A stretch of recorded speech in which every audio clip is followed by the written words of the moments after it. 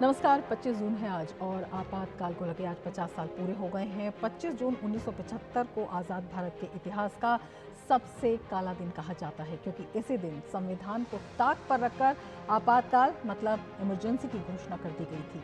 ये फैसला तत्कालीन प्रधानमंत्री इंदिरा गांधी ने लिया था और ये ऐसा फैसला था जिससे आज़ाद भारत के लोग सरकार के गुलाम बनकर रह गए थे, या यूं कहें कि सरकार की ज्यादतियों का शिकार हो गए थे। आम लोगों की आज़ादी खत्म हो गई थी, इस हद तक कि सरकार तय करने लगी थी कि वे कितने बच्चे पैदा करेंगे, क्या बोलेंगे, क्या देखेंगे। 21 महीनों तक विपक्ष के सभी नेता जेल में बंद कर दिए गए थे। संसद, अदालत, मीडिया सभी को लाचार बना दिया गया था। किसी में उनके खिलाफ बोलने की ताकत नहीं रह गई थी और इसीलिए इस दिन को मनाया जा रहा है संविधान हत्या दिवस के रूप में। क्यों जरूरी है इसके इतिहास को जानना, इसी पर हम आज करेंगे चर्चा। मैं हूं रमा त्यागी, मेरे साथ जुड़ेंगे दो खास मेहमान भी।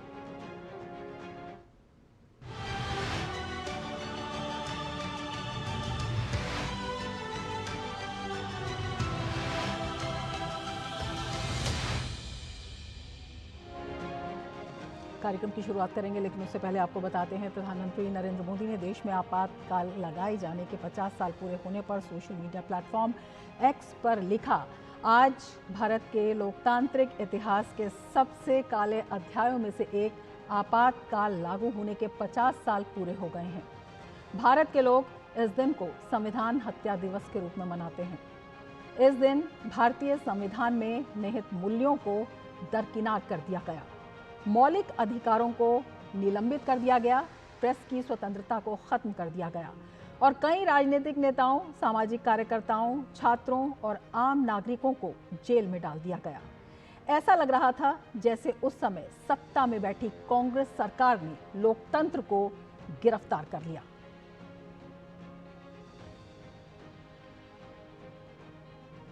और दिल्ली के त्यागराज स्टेडियम में संविधान हत्या दिवस पर एक प्रदर्शनी का भी आयोजन किया गया। इस प्रदर्शनी का अवलोकन गृह मंत्री अमित शाह ने भी किया।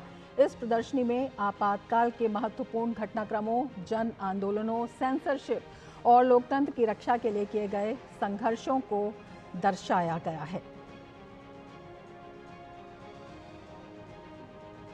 संविधान हत्या दिवस पर आयोजित कार्यक्रम में केंद्रीय मंत्री अमित शाह ने the emergency diaries years that forced a leader किताब का विमोचन भी किया। कार्यक्रम में उन्होंने कहा कि पुस्तक युवा मोदी के शुरुआती सालों पर नई रोशनी डालती है। पुस्तक उन लोगों के साहस और दृढ़ संकल्प को श्रद्धांजलि है जिन्होंने चुप रहने से इनकार कर दिया। इतना ही नहीं, पुस्तक का प्रकथन पूर्व प्रधानमंत्री HD देवेगौड़ा ने लिखा है। अमित शाह ने कहा कि देश में फिर कभी आपातकाल जैसी स्थिति पैदा ना हो, इसके लिए हम सबको मिलकर काम करना होगा।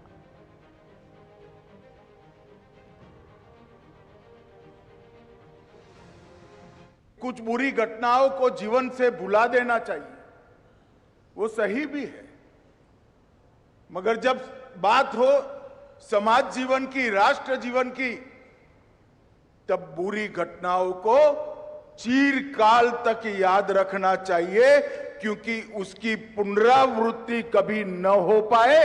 इसलिए देश का युवा और किशोर संस्कारित भी हो, संगठित भी हो और संघर्षरत भी हो। और इसीलिए हमारे प्रधानमंत्री नरेंद्र मोदी जी ने 25 तारीख का ये दिन संविधान हत्या दिन के रूप में मनाने का सरकारी निर्णय किया है। केंद्रीय गृह मंत्री ने कहा कि कांग्रेस ने आपातकाल में देश को जेलखाना बनाकर रख दिया था। इतना ही नहीं, जुल्म के खिलाफ लिखने वालों की स्याही ही निकाल ली गई। जिस प्रकार से आपातकाल में देश को एक जेलखाना बनाकर रख दिया था, देश की आत्मा को मूंगा कर रख दिया गया था, न्यायालय के कान को बहरा कर रख दिया गया था, लिखने वालों की कलम से स्याही ही निकाल दी गई थी।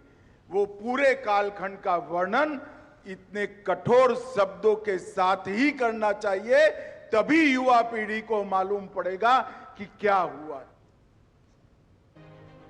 संविधान हत्या दिवस पर आयोजित कार्यक्रम में केंद्रीय मंत्री अश्विनी वैष्णव ने कहा कि आपातकाल में कांग्रेस सरकार ने मीडिया की स्वतंत्रता छीन ली थी। मीडिया लोकतंत्र का चौथा स्तंभ है। प्रेस की सेंसरशिप की गई, पूरे देश और देशवासियों की आवाज को दबाया गया। प्रेस काउंसिल ऑफ इंडिया तक को भंग कर दिया गया था ताकि मीडिया पर हमले को कोई क्रिटिसाइज न कर सके। रातों रात सैकड़ों पत्रकारों को कैद किया, फॉरेन कॉरेस्पॉन्डेंट्स को एक्सपेल कर दिया गया था और 25 जून 1975 की रात को अचानक सभी अखबारों की बिजली काट दी गई। कई न्यूज़पेपर प्रेसेस पर रेड की गई, प्रिंटिंग को रोका गया, न्यूज़पेपर के बंडल्स सीज कर दिए। अगले 2 दिन तक देश का कोई भी बड़ा अखबार छप नहीं सका। इमरजेंसी के दौरान बड़ा एक सफोकेटिंग माहौल था। 25 जून 1975 को घोषित आपातकाल भारत की आज़ादी के बाद के इतिहास के सबसे काले अध्यायों में से एक है। आपातकाल के 50 वर्ष पूरा होने पर भाजपा सरकार आज संविधान हत्या दिवस के रूप में मना रही है। आपातकाल सेनानी सुरेश कुलकर्णी उस समय को याद करते हुए कहते हैं कि आपातकाल के बारे में देश के लोगों को सही और पूरी जानकारी होनी चाहिए। साथ ही उन्होंने आपातकाल को संविधान हत्या दिवस के रूप में मनाने को उचित ठहराया।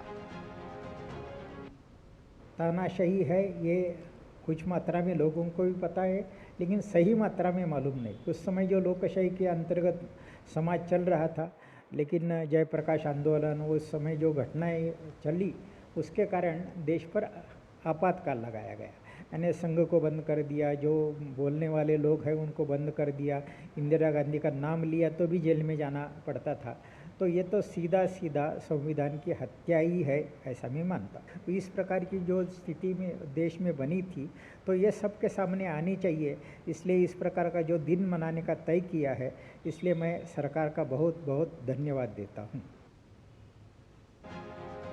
वहीं आपातकाल सेनानी राजेंद्र अग्रवाल ने कहा कि तत्कालीन प्रधानमंत्री इंदिरा गांधी को संवैधानिक व्यवस्था का सम्मान करते हुए इस्तीफा दे देना चाहिए था, परंतु इंदिरा गांधी ने स्वयं को पीएम बनाए रखने के लिए लोकतंत्र की हत्या कर दी थी। 25-26 जून की रात में 1975 में आपातकाल की घोषणा हुई थी और उसका कारण केवल एक था कि 12 जून को इंदिरा जी जो तत्कालीन प्रधानमंत्री थी, उनके चुनाव को इलाहाबाद उच्च न्यायालय ने रद्द घोषित कर दिया था। संवैधानिक जो व्यवस्थाएं हैं उसके अनुसार उनका सम्मान करते हुए इंदिरा जी उस वक्त इस्तीफा दे देती प्रधानमंत्री पद से, परंतु इंदिरा जी ने इसके स्थान पर पद न छोड़ने का निर्णय किया। वो जो अधिकार इंदिरा जी ने ले लिए थे, यानी प्रधानमंत्री के ऊपर कोई मुकदमा चल ही नहीं सकता था। किस प्रकार से इंदिरा जी ने स्वयं को प्रधानमंत्री बनाए रखने के लिए लोकतंत्र की हत्या की थी, इसका वो एक प्रमाण है। आपातकाल सेनानी अरुण वशिष्ठ ने आपातकाल के बारे में बताया और कहा कि प्रधानमंत्री इंदिरा गांधी ने भारतीय लोकतंत्र पर काला धब्बा लगाया उस वक्त, और भविष्य में संविधान की मूल भावना कुचलने की इस तरह की कोई दोबारा हिम्मत नहीं कर पाएगा। इमरजेंसी जो उन्हें अब कहिएगा 47 से लेकर अब तक, इमरजेंसी को अब 50वां साल है, लेकिन उससे पहले जो लगभग 27-28 साल, जो 77-78 साल के भारतीय लोकतंत्र के इतिहास का सबसे काला दिन, काला अध्याय है। और इस लोकतंत्र जो हम दुनिया के सबसे बड़ा लोकतंत्र कहलाते हैं, उस पर एक बड़ा धब्बा तत्कालीन प्रधानमंत्री इंदिरा गांधी ने लगाया, और ऐसा धब्बा, एक ऐसा लोकतंत्र की हत्या का ये कुत्सित प्रयास न भूतो न भविष्य थी, आगे आने वाले समय में कोई इसकी हिम्मत नहीं कर सकेगा।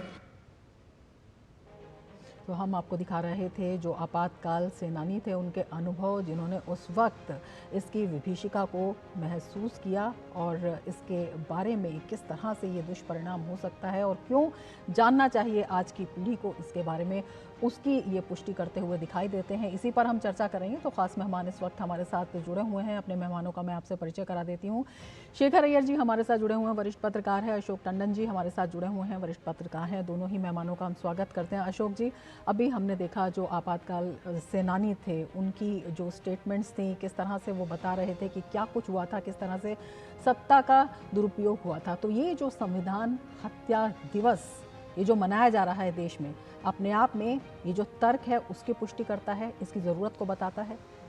बिल्कुल बताता है, लेकिन मैं यहाँ शुरू में एक बात कहना चाहूँगा जी कि पिछले लोकसभा के चुनाव में एक नैरेटिव घड़ने की कोशिश की गई थी, जिसकी कोशिश अभी तक भी जारी है कि प्रधानमंत्री नरेंद्र मोदी को अगर तीसरी टर्म मिल गई तो ये संविधान को बदल देंगे, संविधान की सारी धाराएं हटा देंगे और इससे अल्पसंख्यकों के हितों का हनन कर लेंगे, ये दलितों का हनन कर लेंगे। यानी वो लोग जो आज संविधान की कॉपी लेकर अभी भी संसद में खड़े होते हैं, आज काला दिन उनको देखने लायक है कि क्या सचमुच में जो वो कह रहे हैं, जो आरोप वो प्रधानमंत्री पर लगा रहे हैं, क्या उन्हीं की पार्टी ने आज से 50 साल पहले वो किया था। और आज आप उसके बारे में ये एक नैरेटिव घड़ने की कोशिश कर रहे हैं।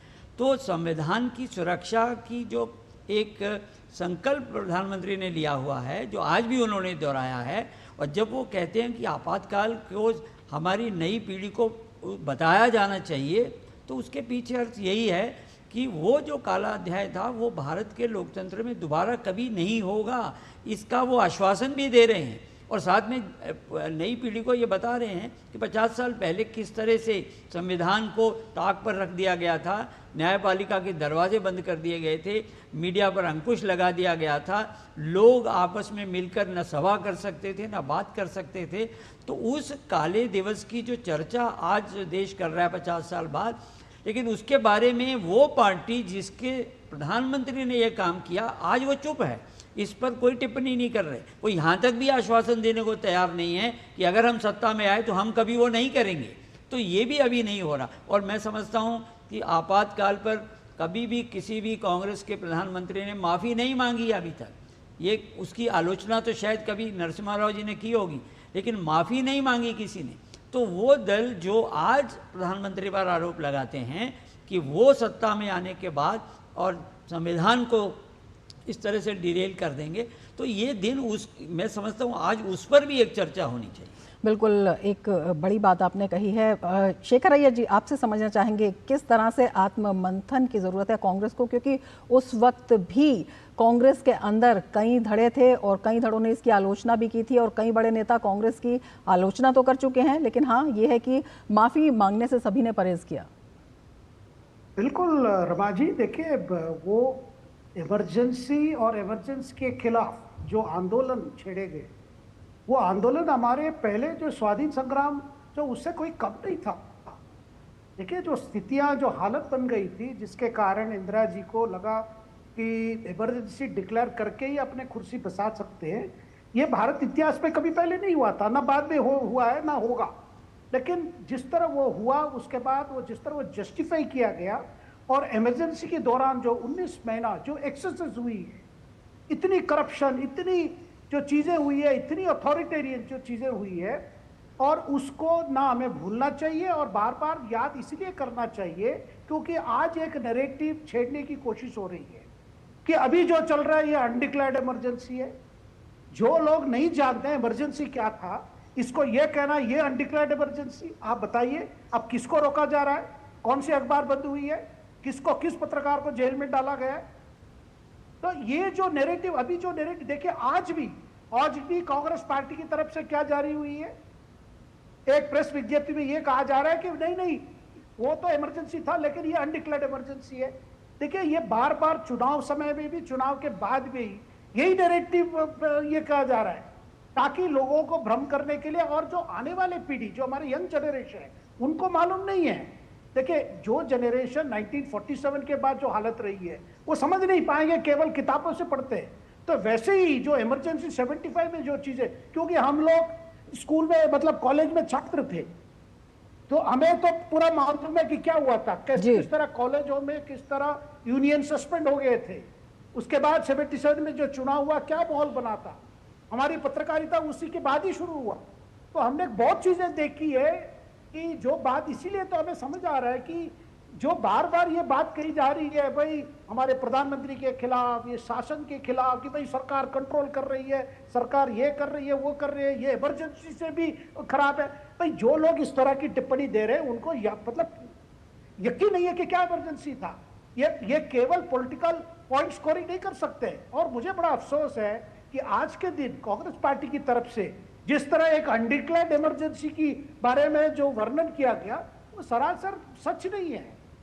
बिल्कुल, ये जो फेक नैरेटिव है इसके परिप्रेक्ष्य में और इसके खिलाफ ये जानना भी बहुत ज़रूरी है कि किस तरह से उस समय ये परिस्थिति उत्पन्न की गई। अशोक जी, आपसे समझना चाहेंगे क्या मजबूरी थी तत्कालीन प्रधानमंत्री इंदिरा गांधी के सामने, किस तरह से ये जो परिस्थिति थी ये क्रिएट की गई या उनके सामने कुछ चुनौतियाँ पैदा हो गई थी? देखिए, एक बात जो नई पीढ़ी को जानना आवश्यक है कि उस समय जब इंदिरा जी का राज था तो एक अनकॉन्स्टिट्यूशनल अथॉरिटी भी साथ साथ इस देश में राज कर रही थी, वो थी उनका अपना छोटा बेटा संजय गांधी जी। जिस दिन ये इलाहाबाद हाई कोर्ट की जजमेंट आई थी तो उसमें जैसे अभी हमारे एक प्रमुख राजनेता भी कह रहे थे कि अगर उस समय इंदिरा गांधी त्याग पत्र दे देती और अपने ही किसी पार्टी के नेता को प्रधानमंत्री बनाती और हाई कोर्ट से या सुप्रीम कोर्ट से या हाई कोर्ट से स्टे लेकर वापस आ सकती थी। लेकिन उस समय जिस व्यक्ति ने उनको इमरजेंसी की ओर धकेलने में सबसे ज़्यादा रोल प्ले किया वो उनका अपना बेटा था। और दूसरी तरफ एक और परिस्थिति देश में भी पैदा हो रही थी कि देश में जन आंदोलन चल रहे थे, छात्र आंदोलन चल रहे थे, देश में रोजगार नहीं थे, युवा सड़कों पर आ रहे थे, अपनी डिग्रियां फाड़ रहे थे, गुजरात में नवनिर्माण आंदोलन चल रहा था, उत्तर प्रदेश बिहार में छात्र आंदोलन चल रहे थे। तो वो भी एक जो देश में परिस्थिति पैदा हो रही थी। तो ऐसे समय लोकनायक जयप्रकाश नारायण सामने आए जिन्होंने उस समय के युवा आंदोलन को एक तरह से दिशा दी। और जब ये जजमेंट आई उसके बाद दिल्ली के रामलीला मैदान में 24 जून को जो रैली हुई, उस रैली में जो जयप्रकाश नारायण ने एक नारा दिया, सिंहासन खाली करो कि जनता आती है, ये नारा जो था इसको इंदिरा गांधी ने इस तरह से इंटरप्रेट किया कि ये देश के जो सैन्य है, सेना है, उसके में बगावत की बात कर रहे हैं। जयप्रकाश नारायण देश को भड़का रहे हैं, हमारी सेना को भड़का रहे हैं और ये देश के अंदर अराजकता फैलाने वाले हैं, देश में अशांति फैला रहे हैं, इसीलिए मुझे आपातकाल लगाना पड़ रहा है। तो असली बात तो वही थी कि वो सत्ता छोड़ना नहीं चाहती थी और अपनी कुर्सी पर कायम रहने के लिए उन्होंने उस समय, और संजय गांधी और उस समय के जो सिद्धार्थ शंकर रे थे जो कानून मंत्री थे, उनको कहा गया कि ऐसा प्रावधान लाइए जिसमें ये इमरजेंसी डिक्लेयर की जा सके। और उस समय के राष्ट्रपति फखरुद्दीन अली अहमद को रात को उठाकर 12 बजे उनसे ज़बरदस्ती उस पर हस्ताक्षर लिए गए और रात 12 बजे इमरजेंसी लगा गई। ऐसा देश के इतिहास में पहले ना कभी किसी ने, हमारे संविधान निर्माताओं ने भी कभी नहीं सोचा होगा, स्वतंत्रता संग्राम के लोगों ने भी नहीं सोचा होगा। लेकिन जो हुआ वो दोबारा से ना हो, इसके लिए लगातार प्रयास करना ज़रूरी है। और आज जो ये काला दिवस मनाया जा रहा है या 50 साल पर हम देश में एक तरह का जागरूकता अभियान चल रहा है, ये नई पीढ़ी को और आने वाली नस्लों को भी बताना है कि देश के लोकतंत्र में ऐसा काला दिन फिर कभी नहीं आएगा, फिर कभी नहीं आए। इसी पर हम चर्चा करेंगे, लेकिन वक्त हो चला एक ब्रेक का। बने रहिए डीडी न्यूज के साथ।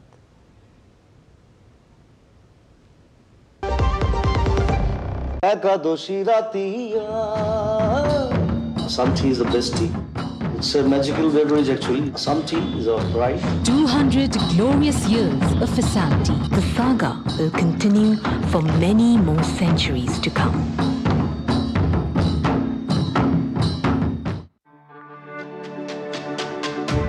मेरी पसंद, मेरी पसंद,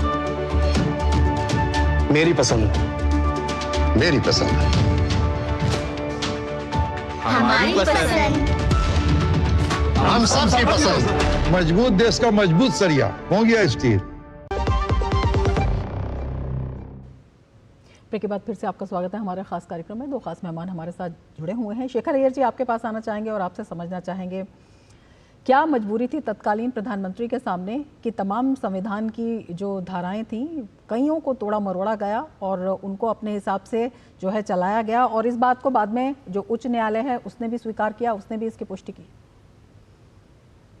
प्रभा जी, इंदिरा जी को उस समय लग रहा था कि उन्हें सब लोग घेर रहे हैं, कि विपक्ष खास करके जितने नेता है विपक्ष उनको घेर रहे हैं।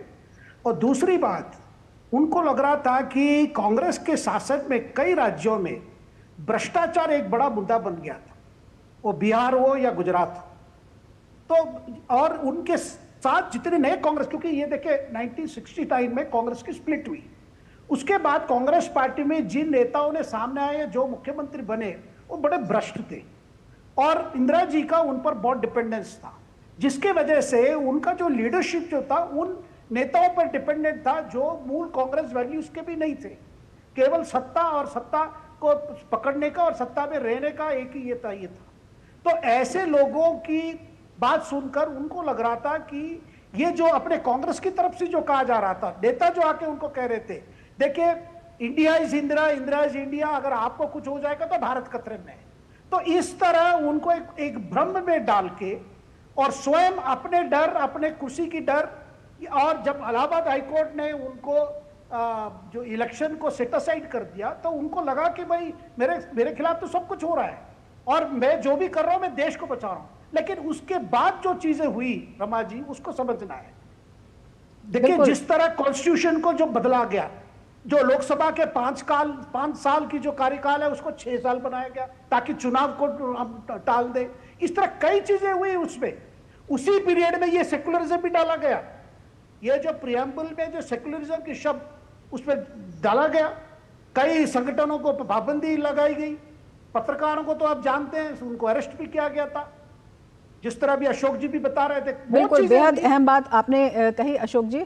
आपसे समझ लेते हैं इस बात को कि जिस तरह से संविधान की धाराओं का न केवल तोड़ मरोड़ कर उनका दुरुपयोग किया गया, बल्कि कई ऐसे संदर्भ भी आते हैं जिसमें ये कहा गया कि संविधान को भी कई मायनों में नज़रअंदाज किया गया और कई जगह अपने लोगों को भी बिठाया गया। और इसके साथ ही जब अभिव्यक्ति की स्वतंत्रता की बात आती है तो मीडिया पर जिस तरह की पाबंदी लगाई गई, उन संदर्भों को आज बताना कितना ज़रूरी है। ये भी कहा जा रहा है कि एक बहुत मशहूर दैनिक था, उसका जो संपादकीय था, वो जो खाना था वो खाली छोड़ा गया था, अगले दिन वो ऐसे ही प्रकाशित हुआ था क्योंकि उसकी अनुमति नहीं मिल पाई थी।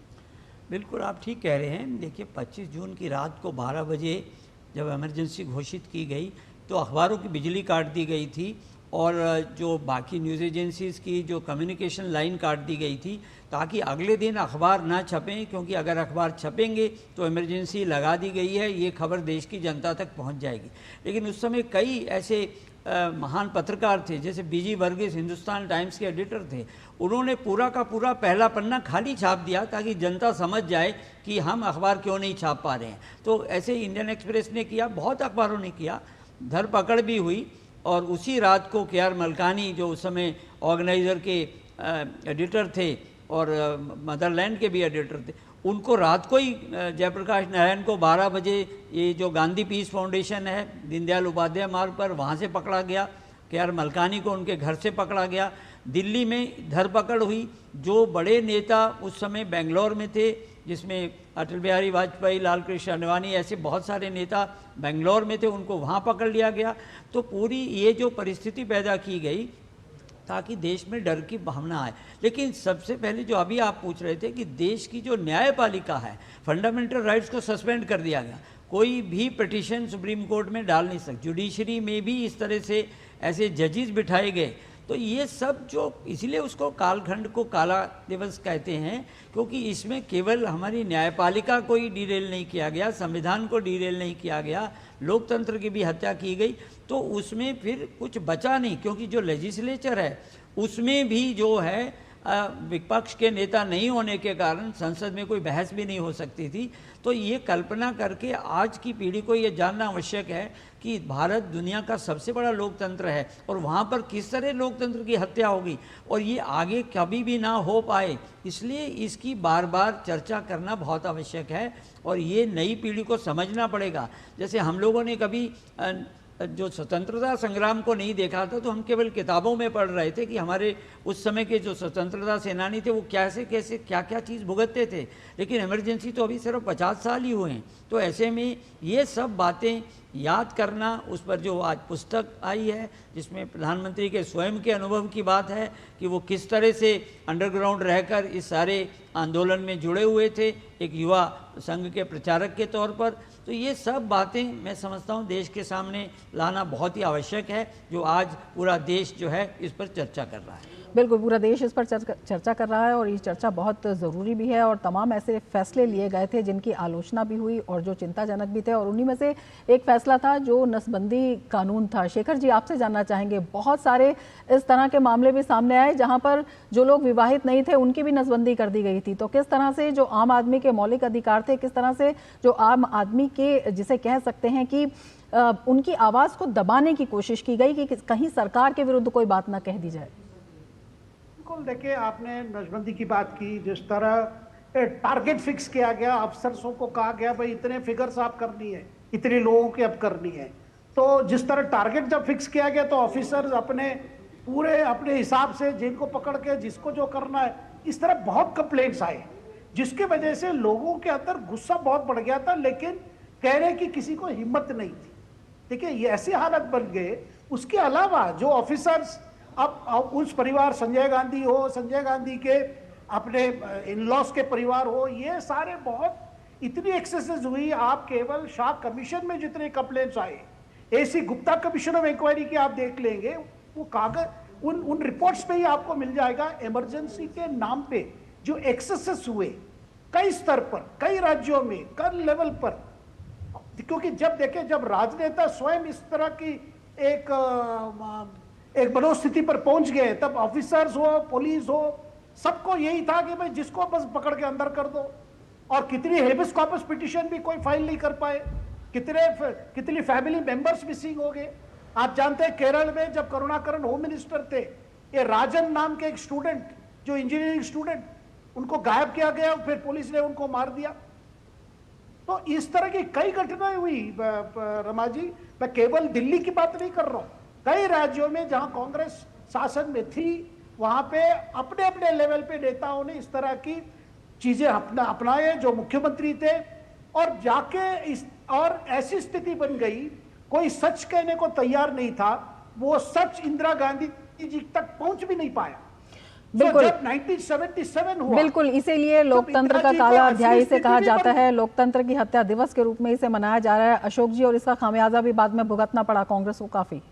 मैं एक बात कहना चाहूँगा कि जो शायद नई पीढ़ी को जानना बहुत आवश्यक है कि जो जबरन नसबंदी हुई, जो उसके लिए अभियान चला, जैसे शेखर जी भी कह रहे थे, टारगेट सेट किए गए सारे सरकारी कर्मचारियों को, ये नसबंदी का सबसे ज़्यादा ख़राब प्रभाव देश के अल्पसंख्यक समुदाय में हुआ था।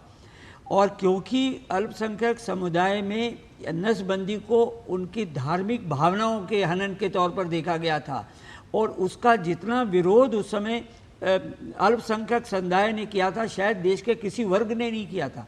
और यही कारण था कि जो आपने खामियाजा की बात की है, जब 1977 का चुनाव हुआ, वो अल्पसंख्यक समुदाय जो लगातार 1952 से कांग्रेस के साथ था, पूरा 100% कांग्रेस के विरोध में खड़ा हो गया, और उसके बाद कई चुनावों तक अल्पसंख्यक समुदाय ने कांग्रेस को वोट नहीं दिया, केवल इसी कारण। बिल्कुल, एक बड़ा इतिहास है, बड़ी कहानी है इसके पीछे, और जो है अन्याय की भी, जिन्हें हम कह सकते हैं बड़ी कहानियां हैं, और इसी वजह से इसे लोकतंत्र के इतिहास का काला अध्याय कहा जाता है। लोकतंत्र की हत्या के रूप में ये दिवस मनाया जा रहा है, क्योंकि हमारा जो इतिहास है, जो वर्तमान है, वही हमारी भावी पीढ़ी के लिए एक नज़ीर प्रस्तुत करता है। और बहुत ज़रूरी है हमारी पीढ़ी को, वर्तमान पीढ़ी को और भावी पीढ़ी को भी इसके बारे में जानने का और इसी के अनुसार अपना निर्णय लेने का। बहुत शुक्रिया अशोक जी, बहुत शुक्रिया शेखर जी, हमसे जुड़ने के लिए और इतनी महत्वपूर्ण जानकारी हमारे दर्शकों के साथ साझा करने के लिए। इसके साथ ही चर्चा में फिलहाल इतना ही, दीजिए इजाज़त,